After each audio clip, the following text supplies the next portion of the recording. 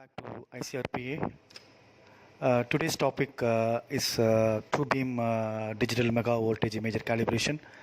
It's no more in TrueBeam, it is portal imager. It is all integrated with supervisor. So it's called a digital mega voltage imager, and the of course the TrueBeam version more than 2.5. If I'm right, the panel, the portal, the panel is bigger that you could see on the right hand side.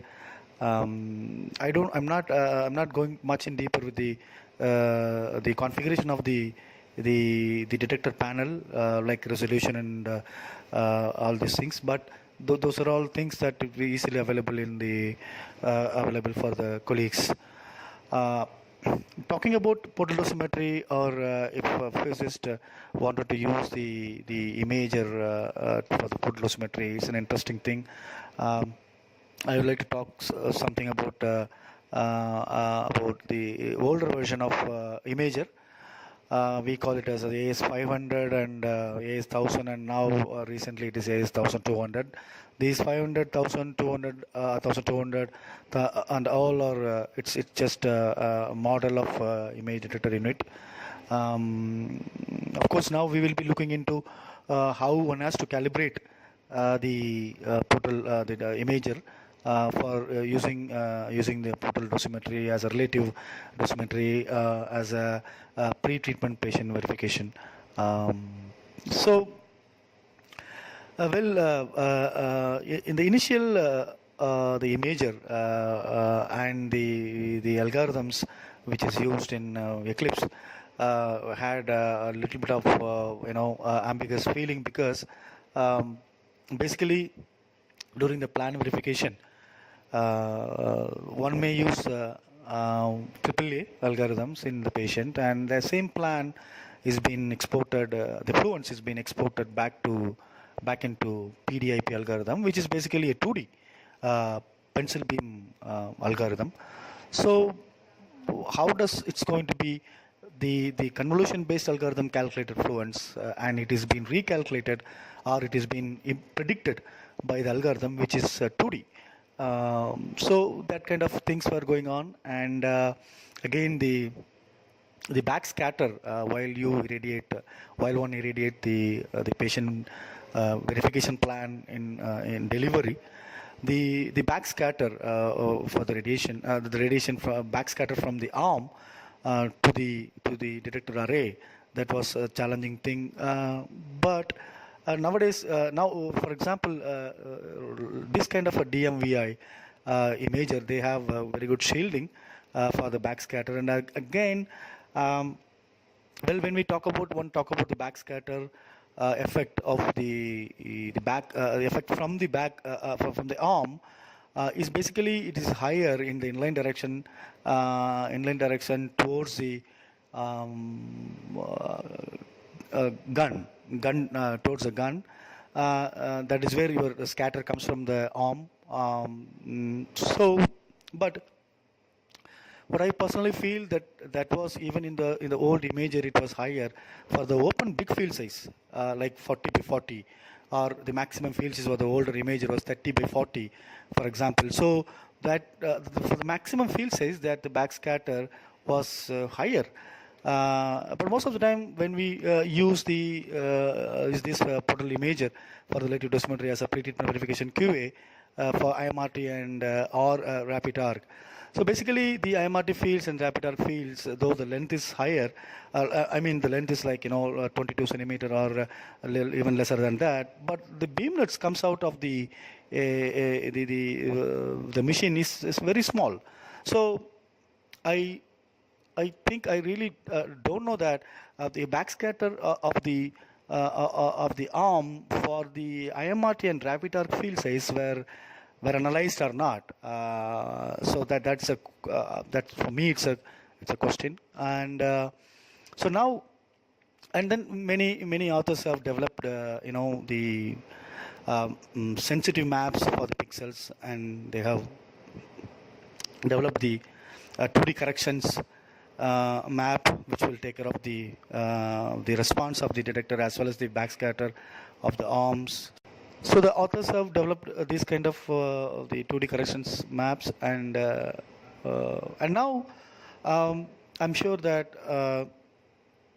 the ambiguous feeling that within the users that um, it has been patient actual plans been calculated by convolution kernel based algorithms. It could be AAA or it could be Accurus, but it is utilized in PDIP algorithm, which is basically 2D.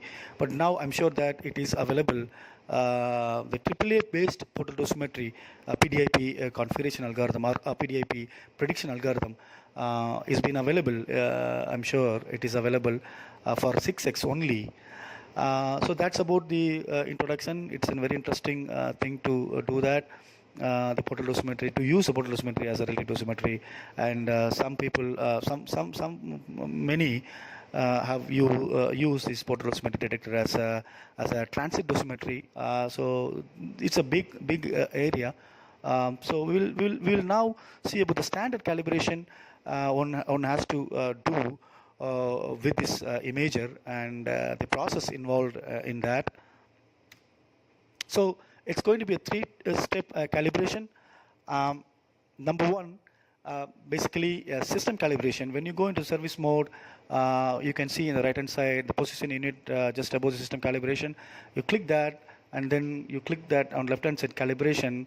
Then you will see the PU, installation calibration, access calibration, initialization, tech drive calibration. So we'll not bother about the fourth thing, which is just prior to the system calibration. Now we'll be talking about the system calibration. So one has to unlock the lock, which is just next to the calibrate tab under the system calibration. So it will allow you to calibrate. Basically, the calibration, when we talk about system calibration, that means it's a positional calibration. That is what we are going to do that now. I mean, we are going to talk about that now. So basically, it's a positional calibration. Now, what you see that the cross section of the imager, the facet place of the detector, which is basically 98.8 centimeters from the source. That face plate of the detector is usually, and it is the copper plate. So, and the foam, and then back and forth, top and bottom of the amorphous silicon detector plane, and basically it is 1.2 centimeter is a thickness, a built-up thickness from the plate. So that's about the configuration. I mean the cross section of the imager.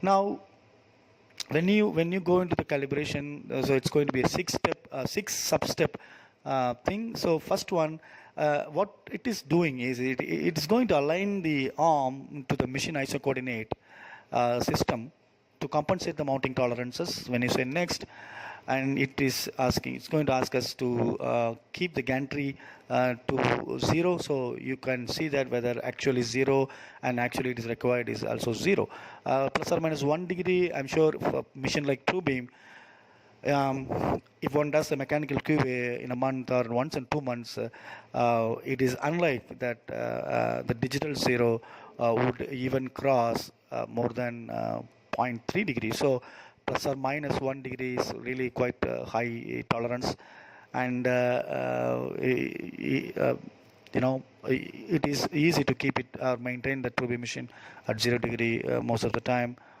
So say next. Set display IEC 6127 and move the arms to clinical position indicated below. That is vertical 0, longitudinal 0, and lateral 0. So 0, 0, 0. So indicated below using the common clinical axis above. So you have to go into the clinical axis and then try to move the vertical and longitudinal lateral to 0 of the DMVI. So IEC 6127 is nothing but it is the scale column, which is just above the preview and prepare tabs in the service mode. One can see that it is most of the time it is default. So one does not require to change or to set to it, but it is good to check that. And then once you move that, how you move that, so you will see that in the right hand side of the service screen most right, and MV image vertical 0, longe 0, and lateral 0. But well, when you say before, when you say next, and then this is how. So you can use. So that's what we see, that you can use the mechanical front pointer to check the vertical displacement, because it is supposed to be 98.8 centimeter on the surface of the plate. So one can check that if it is lesser or higher.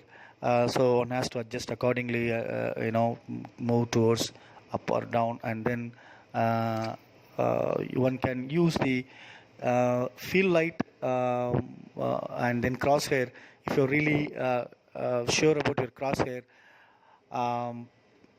which is better, or which is very good, if you feel that, we can use the crosshair also to check the imager center, how it is in the current position of 0, 0, 0. Now you could see that there is a small deviation which we will be correcting that, and which we will be seeing that how we are going to correct in the process. So you can also the plus mark which comes from the factory. So you can also use the mechanical front pointer for longe and lateral displacement. So when you say next, and then it's going to say move the imager center to the ISO center using the room laser or front pointer or imaging. So now we saw so there was a displacement in longe and as well as a lateral, though it is less. That's what we are going to see, that how one can correct that. So move the imager center pixel to the center pixel means that that plus mark that made at the factory to the ISO center using room laser. It is a bit difficult to use a room laser anyhow. Front pointer, it is good, or imaging, it is probably the front pointer, and if crosshair would be better. Use the common clinical access controller bow and click next when it is ready. When you are happy with the movement, when you are happy with the displacement, and when you see your crosshair, or when you see your front pointer is really closely matching with the factory mark, then you say next. So this is how before saying next, you can see that so this is how that it has been matched now. The plus mark, so the crosshair, you can see that it is just the plus mark is really wise, that when you see at 100% ISO center, the crosshair thickness and the plus mark thickness is almost the same. That is how it is made. So one can easily relate the positional difference from the factory made plus mark. So when you say next, and it's going to say that see how it was, the old calibration value and the new calibration value. Here again the limits are 1 centimeter, which is not going to be really necessary for the images such as such images. So if you're happy with that values, and you see that it is 0.02, last time it was actually 0.08 actually. Now vertical and longitudinal made it better. So you can just accept that if you're happy with that, and then apply that the values, new values, so that the new calibrated values are stored, and then save configuration to make the supervisor to understand the new values. Then the second, it's going to be about image calibration. So first one we saw the positional calibration, and second step is actually the image calibration. In image calibration there are two things again, dark field calibration, flat field calibration. So we'll talk about dark field calibration and how one has to do this. I mean, first of all, the PVA calibration, you have to go into service mode, and then right hand side monitor, the PVA calibration that you will be seeing in the service monitor, basically the TrueBeam monitor, and then the other one is the imaging monitor. The details, so you go into the details, so you see the one can see that the 6x, the dosimeter, the last most column, 6x dark field, yellow rounded. One has to double click on that dark field. Dark field is nothing but it is a dark current, like how we nullify the electrometer when you attach a single chamber. It's almost like that. It is like that. So and because it is a dark current, it's going to be a dark current, and it's going to be in radiation absence. So it is common for all the energy, and it is the signal which acquired from the dark field is actually the average signal of the detector plane in many frames. So this is how it's going to be the dark field, and you can see that the green plus mark, which is actually denoting the crosshair, or as well as the center of the imager. So if one use the profile options on the top of the screen, X and Y, you could see that. So this is how the dark field profiles, and if one has dark field profiles of X and Y during the commissioning time, that they can always compare by exporting this into a clipboard, as well as, or in the text file, or in, you can convert that into Excel sheet and then compare this current value, so that to understand the response of the detector plane. Now I would like to discuss something about this on the statistics side of this X profile. One can see there's going to be a mean of the particular area which has been selected. It is actually 33.1651. That's a signal counts. One can say that, and then other side, Y, the mean is 685. 685.277 on the X side, 685 again it is 277 on the Y side. But however, if one can really understand, the standard deviation is having a little bit of difference, 13.16 on the X side and 11.96, and again the most down that one can see that the pixels involved, 1190 for this DMVI, and the fields is JAWS, or the fields is in a way it is a JAWS 39.98 centimeter. That's active of the matrix cells that it has been utilized. So I'd like to have a little bit of discussion in here, because when you see the X profile, it has lots of disturbance, plenty of disturbance and plenty of variations between the pixels. When you say pixels, so civil pixels means it is a single ion chamber. Maybe one can understand that within that's going to be a photodiode and then a field effective transistor. The photodiode, the responsibility of the photodiode is actually to collect the light signals, and the field effective transistor it's going to control the circuit which generates the charges. It acts as a switch. And so now I would like to have I'd like to leave this to audience. I mean, it may be interesting if someone comes down and then discuss on this. In X-axis, it's going to be a lot of lots of variation compared to the Y-axis, and it is broader in Y-axis, which varies. The signal varies from 675 to 695 approximately. So how do we see this? Why it is like that? Maybe someone can, and somebody can really start the discussions down there in the comment section, if at all they like. So if you're happy, and then you have the commissioning time dark field profiles, and then one can really compare, then accept a correction. Next is a flood field, and it is again the flood field, the MV mode calibration on the left hand side. You need to double click on that. So that's going to be, we are going to see that for 6x, we have been seeing for 6x. So it's going to load the plans. So that plan, the collimator side, the JAWS, you can see that it's 40 by 40. And include couch is basically the phase is to use the imager for the portal dosimetry as a pre-treatment verification QA. So you don't need to, one doesn't need to really include the couch for the flood field. And the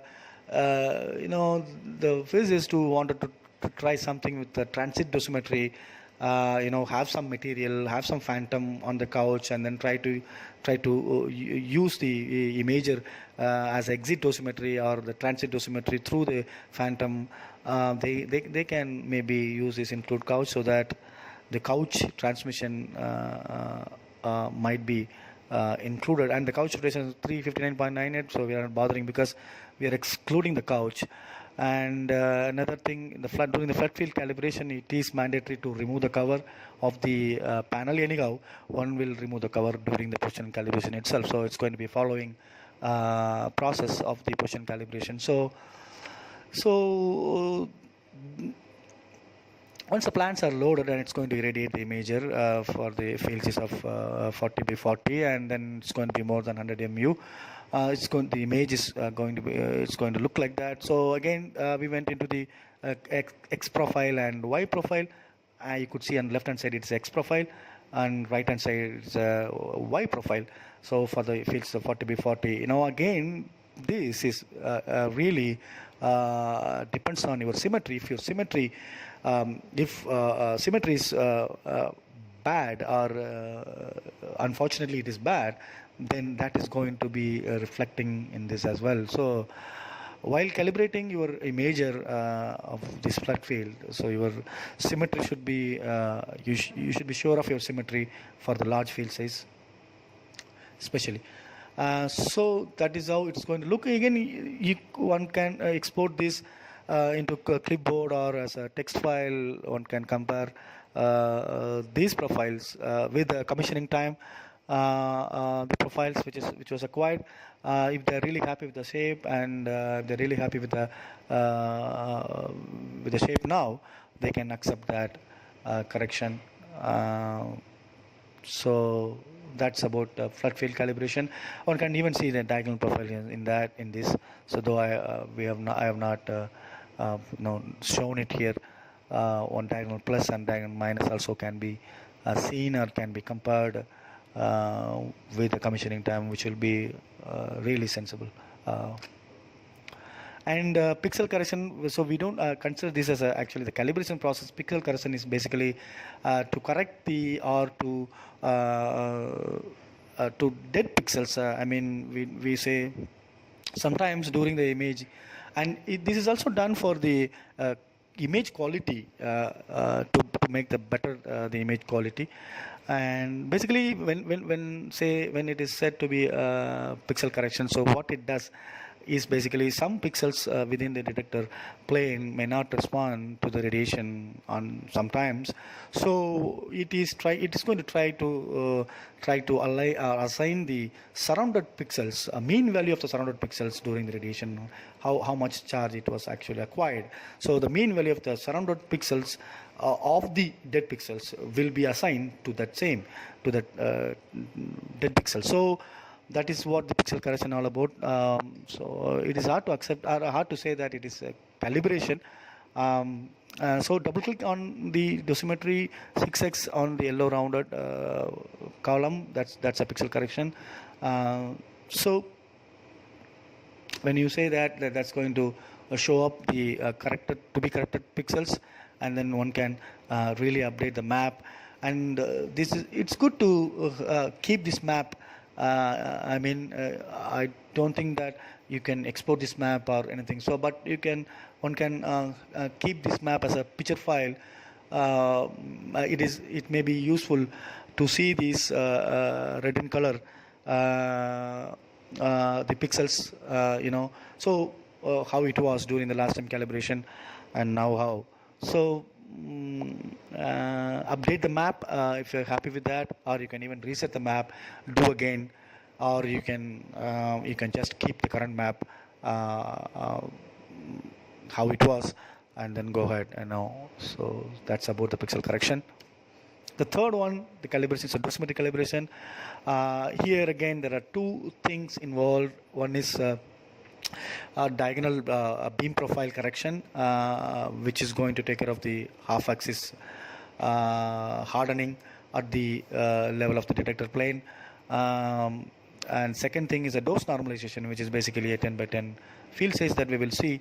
So the dosimetry calibration, we have the beam profile correction now. There it is rounded in yellow. Double click that.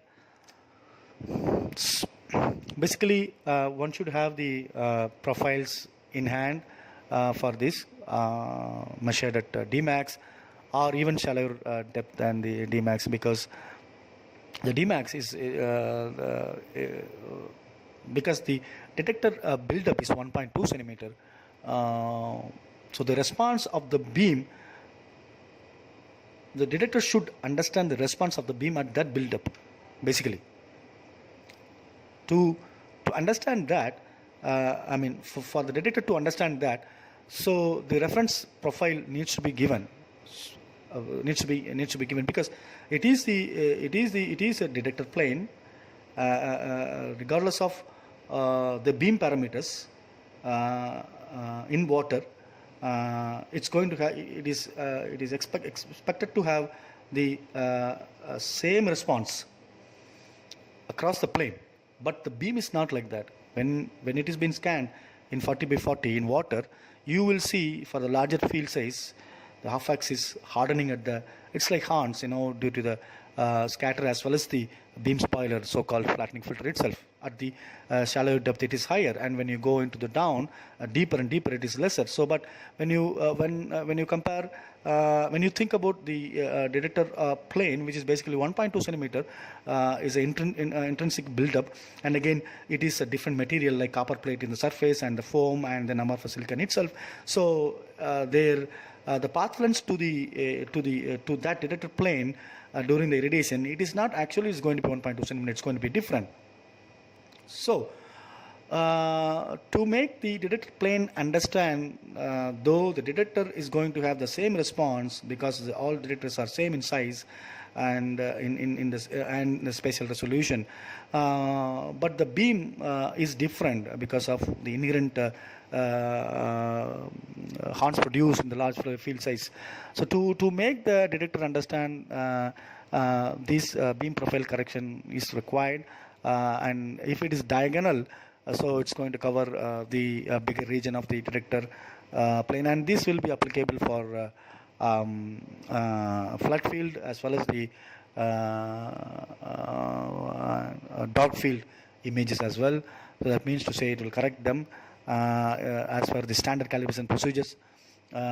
So one has to have the diagonal profile measured at Dmax or even at shallow depth. That means if it is a 6 MV, Dmax is 1.5 centimeter, probably one can even measure 1 centimeter, and then convert that into the ASCII file.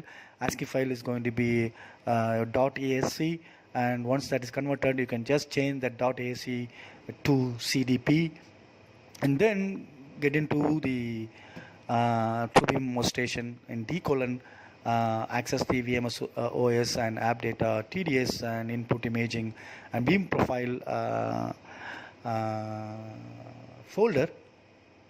Place the file that you have converted as a CDP into that folder, and then come back to this beam profile directory and choose that, and then use selected, choose the option use selector. So for that particular beam profile correction of 6x, these profiles will be utilized, and they have to make sure that the type is DPR. So that's all about the beam profiles correction. Then actual dosimetry calibration, dose normalization. So this is going to be this is what it is. It might convert your all relative response of the detector into the dose. So, but basically there are lots of questions in the physics mind. Can we use the portal imager as a absolute dose material, absolute dose tool? So it's to a certain extent, why not? So even the 2D arrays like matrix or any 2D arrays, you basically have the ionization chamber. It could be a pixel chamber, or it could be a parallel plate chamber in square shape, or it could be even diode or any 2D arrays. The thing they have for each chamber, it is a NDW, absorbed dose to the water calibration factor. It has been feeded as a calibration file. But here in portal dose, we don't have the NDW for a chamber, for the chamber array or the pixels. But however, the dose normalization, that's going to relate the chamber signal, chamber response to the absolute dose of 100 mu. So to a certain extent, well, if your imager, if you really keep really good track of the imager response and your machine output, and then you do the dose normalization and in a proper, one does the track of all these things. So I believe that one can probably use to a certain extent for the absolute dose measurement. So double click on that yellow column, and again it's going to load the default beams 10 by 10. So it's you're going to that's going to be default 100 mu. So one has to irradiate that. So that is what you are seeing. The picture the picture is going to be it's going to be like that. So once that is done, basically it's going to show you the new dose conversion factor. What it does is actually 100 mu it's going to deliver, and then see the response, the counts, and then that will be equal to 1 CU calibrated unit.